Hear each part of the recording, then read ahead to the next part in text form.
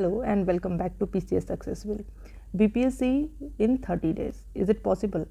अभी बहुत लोग को लग रहा होगा क्या BPSC 30 दिन में किस तरह से इसकी तैयारी होगी, क्या मजाक है, हलवा समझ के रखा है एग्ज़ाम को। बहुत लोग ऐसा सोचेंगे, कुछ लोग क्रिटिसाइज़ भी करेंगे कि 30 डेज़ में इतनी बड़ी एग्ज़ाम की तैयारी आप कैसे कर सकते हो और रिज़ल्ट कैसे आ सकता है। बिल्कुल सही है, एग्ज़ाम काफ़ी बड़ी है और कॉम्पिटिशन भी काफ़ी हाई है।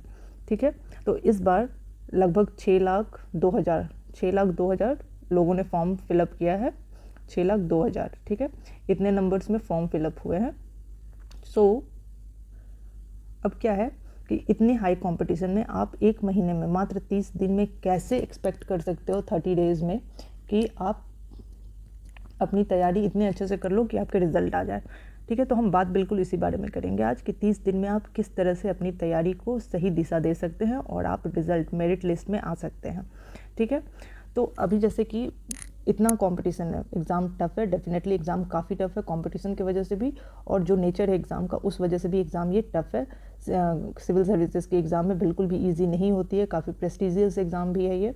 तो किस तरह से हम कर सकते हैं, तो देखिए, कुछ लोग तैयारी अपनी बहुत अच्छे से अभी तक करते आ रहे होंगे, उनके लिए चिंता की कोई बात नहीं है, वो अपनी तैयारी अपना रिवीजन अपना करते रहें, उनका सिलेक्शन होना ही है। बट किसी कारण से अगर आप अच्छे से अभी तक प्रिपेयर्ड नहीं हैं, थोड़ी बहुत आपने पढ़ाई की है बट एग्ज़ाम क्वालिफाई करने के पोजीशन में आप नहीं हैं, तो ये वीडियो उनके लिए है।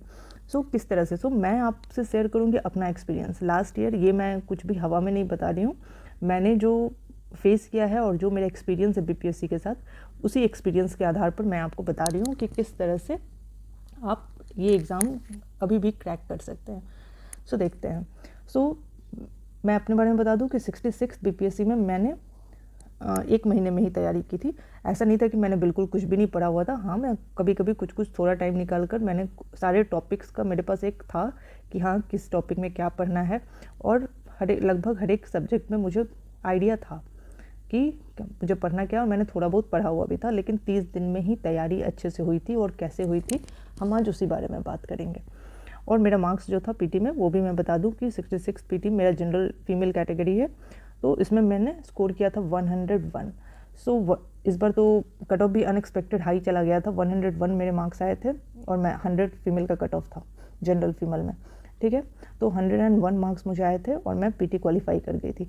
वैसे तो एग्ज़ाम के पहले सबने सोचा था कि हमेशा की तरह 94 से 97 यही कट ऑफ रहेगा, but cut off 108 general mail का गया था, काफ़ी हाई कट ऑफ था ये। इस बार भी अब हम मान के चल रहे हैं, चूँकि लास्ट ईयर जो हुआ है, तो हमें स्कोर करना है 110 नंबर, ये हमारा टारगेट होगा। 110 में हम स्कोर करने की कोशिश करेंगे। ठीक है, अब देखते हैं रिसोर्सेज। क्या क्या रिसोर्सेज मैंने फॉलो किए थे। मैंने लिया था crown Bihar special. Bihar special की बात कर ले तो बिहार स्पेशल 25 से 30 मार्क्स का क्वेश्चन इससे रहता है। ठीक है, कभी कम हुआ तो 24-25 मार्क्स का क्वेश्चन आएगा, नहीं तो 28, 29, 30 इस तरह से क्वेश्चन इससे आ जाते हैं। तो इसके लिए जो 2 बुक मुझे सबसे अच्छी लगती है, एक और बात, मैं इंग्लिश मीडियम सारे बुक्स में फॉलो करती हूँ। क्राउन पब्लिकेशन और बिहार समग्र, ये दोनों बुक मेरे पास है, और मैं दोनों में डिवाइड करके पढ़ती हूँ। जो टॉपिक मुझे बिहार समग्र में सही लगता है मैं उससे पढ़ लेती हूँ, या फिर जो क्राउन में सही लगता है मैं उससे पढ़ लेती हूँ। ठीक है, नेक्स्ट बात करते हैं करंट अफेयर्स की। तो करंट अफेयर्स का वेटेज भी काफ़ी हाई है, 25 to 30 मार्क्स के क्वेश्चन करंट अफेयर्स से भी आ जाते हैं, कभी 23 भी आ जाता है, लेकिन जनरली 25 to 30 हम मान के चलते हैं। करंट अफेयर्स का भी वेटेज है आउट ऑफ 150। ठीक है, इसके लिए भी मैं 2 जो ट्रस्टेड मैगजीन्स है, स्पीडी एंड एडुटेरिया, ये दोनों मैंने फॉलो किया था। स्पीडी मैंने ज़्यादा नहीं पढ़ा था, मैं सिर्फ एडुटेरिया ही फॉलो करती थी, और अभी भी मेरा भरोसा एडुटेरिया के साथ ही है। एडुटेरिया क्या है ना कि बीपीएससी का एग्ज़ाम पॉइंट ऑफ व्यू से आपको जो भी एग्ज़ाम में जिस तरह के क्वेश्चन पूछे जाते हैं, तो वो टॉपिक वाइज उसमें मेंशन है। ठीक है, जिस टॉपिक से भी क्वेश्चन आते हैं सारे चीज़ हैं, नेशनल, इंटरनेशनल, साइंस टेक, हर कैटेगरी से आपको करंट अफेयर डिवाइडेड है, मिल जाएंगे, और साथ में प्रैक्टिस सेट भी है। प्रैक्टिस सेट आप जरूर उसमें जितने भी दिए रहे, जैसे अभी 1.5 ईयर्स के आए हैं, ठीक है, उसमें जो भी प्रैक्टिस सेट है वो आप ज़रूर कर लें 1.5 ईयर्स के करंट अफेयर्स से। ठीक है, और इस बार का जो एग्ज़ाम होगा इसमें यही 1.5 ईयर्स वाली बुक आपको काम आएगी, काफ़ी काम आएगी। ठीक है, नेक्स्ट है हिस्ट्री। हिस्ट्री में मैंने मॉडर्न हिस्ट्री के लिए स्पेक्ट्रम फॉलो किया था। ठीक है, और मॉडर्न हिस्ट्री के लिए स्पेक्ट्रम था, but medieval and ancient history, medieval plus ancient, इसके लिए मैंने तमिलनाडु पब्लिकेशन की जो बुक है तमिलनाडु बोर्ड की, वो बुक मैंने पढ़ी है। सो उस बुक को भी मैंने कंप्लीट पूरा नहीं पढ़ा है। साथ में मैंने मॉडर्न एंड एंशिएंट के लिए फॉलो किया था प्रवीण सर की वीडियो जो है एडुटेरिया की, उससे मैंने किया है। ठीक है, क्योंकि कम टाइम था तो कम टाइम में मैं ये पूरा बुक पे अपना फोकस नहीं कर पाई थी।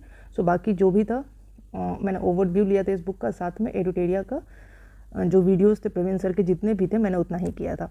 और ये मैं सिर्फ अपना ही बता रही हूँ, मैं नहीं जानती कि और लोग किस तरह से कितने टाइम में अपनी तैयारी पूरी करेंगे। हर किसी की अलग कैपेसिटी होती है, बट जो मैंने किया मैं मान कर चल रही हूँ कि ये हर कोई कर सकता है इतना, और इतना करने से आपका रिजल्ट भी आ सकता है अगर आप सही डायरेक्शन में काम करें तो।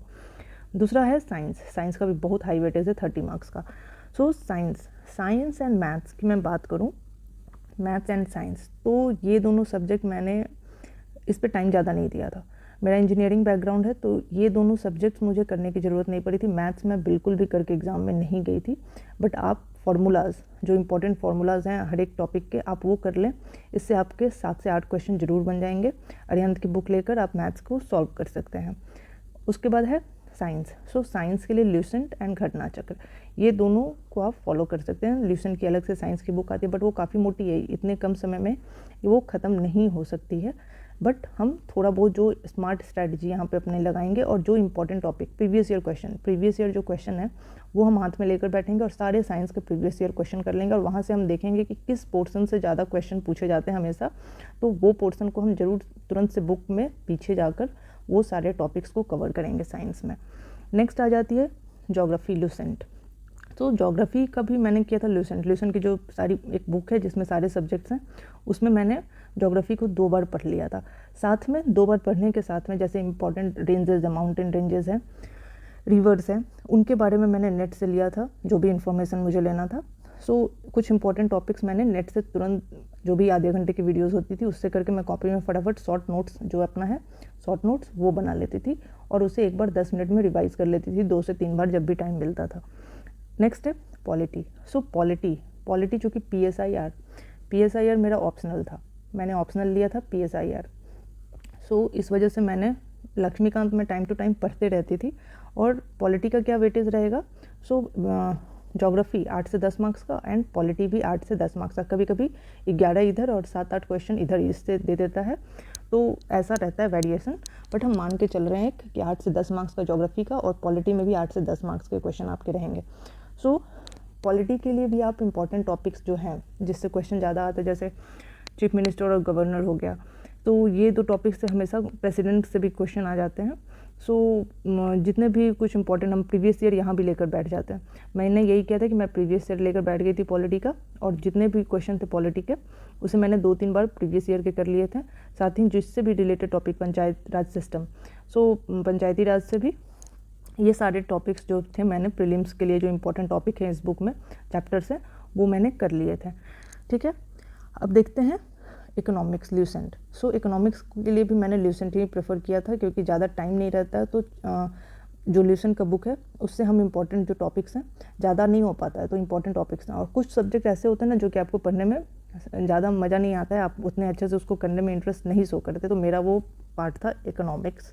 ठीक है, इकोनॉमिक्स मुझे पढ़ने में उतना मज़ा नहीं आता, इसलिए मैं उस पर ज़्यादा फोकस नहीं कर पाती हूँ, ज़्यादा टाइम नहीं दे पाती हूँ। सो इकोनॉमिक्स के लिए मैंने क्या किया था कि सेम ल्यूसेंट से मैंने थोड़ा सा ओवरलुक किया था ये पूरे सब्जेक्ट को, और साथ में बजट इंडिया प्लस बिहार, ये दोनों स्टेट प्लस कंट्री दोनों का बजट किया था मैंने, और इकोनॉमिक सर्वे वो भी इंडिया एंड बिहार दोनों का किया था। ठीक है, इससे क्या है ना कि आपको 3 से 4 क्वेश्चन आप एक्सपेक्ट कर सकते हो कि इसी से आ जाएगा इकोनॉमिक्स में, तो इतना तो मुझे करना ही था, क्योंकि करंट का भी ये पोर्शन हो जाता है प्लस इकोनॉमिक्स का भी हो जाता है, तो ये तो ज़रूरी है करना, ये मैंने कर लिया था। साथ में ल्यूसेंट को मैंने थोड़ा सा 2 दिन में ख़त्म किया था इकोनॉमिक्स उससे। और फिर है प्रीवियस ईयर क्वेश्चन, तो ये तो काफ़ी इंपॉर्टेंट है, बीपीएससी में क्वेश्चन रिपीट होते हैं, ये सबको पता है। सो इसे करना हो, कोई कभी भी आप किसी भी एग्ज़ाम की तैयारी करें तो सबसे पहले आप प्रीवियस ईयर क्वेश्चन देख लें, उसके बाद ही आपको आइडिया लगेगा कि हाँ एग्ज़ाम का क्या नेचर है और किस तरह से क्वेश्चन पूछे जाते हैं। तो मैं जब भी कोई भी सब्जेक्ट करती थी साथ में उसका प्रीवियस ईयर क्वेश्चन का सेट लेकर बैठती थी और उसके अकॉर्डिंगली ही अपनी पढ़ाई करती थी। ठीक है, अब आ गया टाइम मैनेजमेंट। आप कैसे टाइम मैनेज करेंगे 30 दिन में? सो 30 दिन में डेफिनेटली आपको ज़्यादा टाइम देना पड़ेगा पढ़ाई को लेकर। सो 10 घंटे मेरा मानना है कि 10 घंटे आपको डेली लगाने ही पड़ेंगे। बाकी काम आपको अपना जल्दी से निपटाना पड़ेगा, आपको टाइम अपना मैनेज करना पड़ेगा 10 घंटे का, ठीक है। तो उसमें मैंने किस तरह से डिवाइड किया था, इस वीडियो में मैं सिर्फ अपनी स्ट्रैटेजी बता रही हूँ कि किस तरह से मैंने किया था। अगर मैं कर सकती हूँ तो और भी बहुत सारे लोग हैं जो कर सकते हैं। 7 घंटे मैं देती थी हर एक सब्जेक्ट को, प्लस 3 घंटे का रिवीजन टाइम। ओके, अब देख लेते हैं कि किस तरह से हम आगे काम करेंगे। मैंने क्या किया था कि हर एक सब्जेक्ट के लिए कुछ दिन का टारगेट सेट कर लिया था। ओके, टारगेट सेट किया, उसके बाद फिर प्रीवियस ईयर क्वेश्चन करने के लिए सबसे इम्पोर्टेंट, सबसे पहले मैंने काम किया था कि 2 दिन में प्रीवियस ईयर क्वेश्चंस को अच्छे से 4 से 5 बार अगर आप पढ़ लो, ये आसान चीज़ है, ये कोई बड़ी बात नहीं है कि आपसे 2 दिन में प्रीवियस ईयर क्वेश्चन 2 से 3 बार नहीं होगा ख़त्म। नैनो की बुक उठाइए और आप ये 2 दिन में ख़त्म कर सकते हैं और आपको काफ़ी उसी से काफ़ी कुछ याद भी हो जाएगा, और जब आप पढ़ने लगेंगे तो आपको फटाफट वो याद आते रहेगा, रिकॉल आपको होते रहेगा। नेक्स्ट है हिस्ट्री के लिए मेरा ज़्यादा फोकस था मॉडर्न हिस्ट्री पे। अब जब आप हिस्ट्री पढ़ रहे हो तो जब आप बिहार स्पेशल भी पढ़ते हो तो काफ़ी सारी जो इन्फॉर्मेशन है वो ओवरलैप कर जाएंगी, ठीक है। कोई भी सब्जेक्ट, हिस्ट्री हो और या फिर जोग्राफी से कम, बट हिस्ट्री से काफ़ी आपको ओवरलैपिंग मिलेगी, बिहार हिस्ट्री प्लस जो देश की हिस्ट्री है उससे, ठीक है। तो वो 4 दिन का स्पेक्ट्रम मोटी बुक है।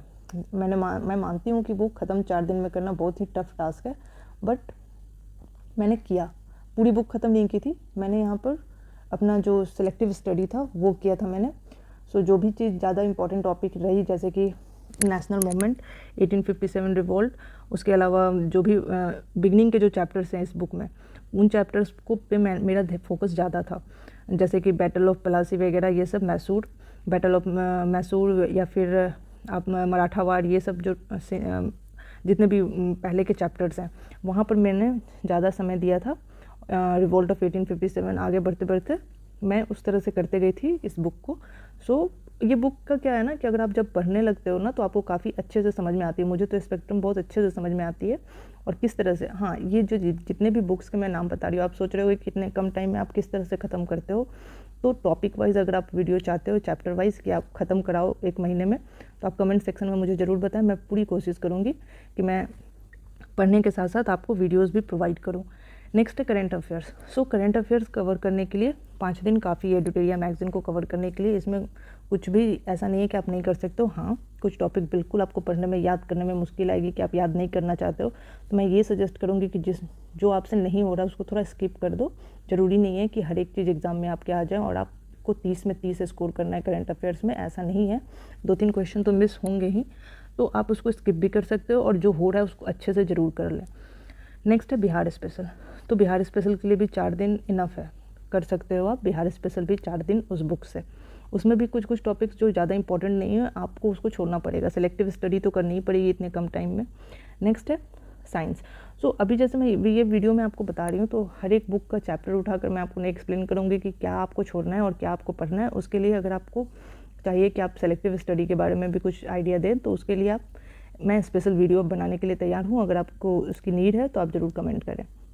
फिर साइंस भी 3 दिन का समय लेकर आप करें, क्योंकि साइंस सबका अप टू 10 सबने पढ़ा है, तो एक बार रिवाइज करने की ज़रूरत है आपको पूरा बुक लेकर सिलेबस। उसमें भी आप ज़्यादा फोकस करें बायो पे, ठीक है।